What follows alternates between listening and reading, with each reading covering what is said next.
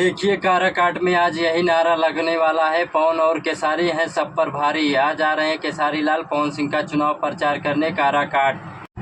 देखिए केसारी लाल कुछ समय बाद काराकाट पहुंचने वाले हैं। देखिए केसारी लाल के फैन पहले से ही अपने फोन का कैमरा ऑन किए हैं। केसारी लाल का हेलीकॉप्टर काराकाट में पहुंच चुका है। केसारी लाल को देखने के लिए लाखों करोड़ों की भीड़ लगी है।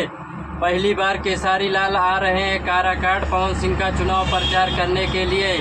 लाखों करोड़ों की भीड़ लगी हुई है केसारी लाल को देखने के लिए। पहले पवन और केसारी की एक भी नहीं बनती थी। भोजपुरी के सभी उन्हें बड़े स्टार छोड़ के चले गए, तब केसारी लाल काम आए। केसारी लाल को बुलाकर पवन सिंह काराकाट की सीट से चुनाव जीतना चाहते हैं। अगर आप भी पवन केसारी के फैन हैं तो वीडियो को लाइक और चैनल को सब्सक्राइब जरूर करें और कमेंट में अपनी राय बताएं। आप भी देखने जा रहे हैं केसारी लाल को।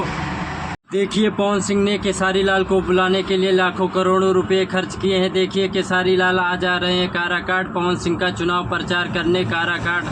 केसारी लाल को देखने के लिए लाखों करोड़ों लोग आ रहे हैं।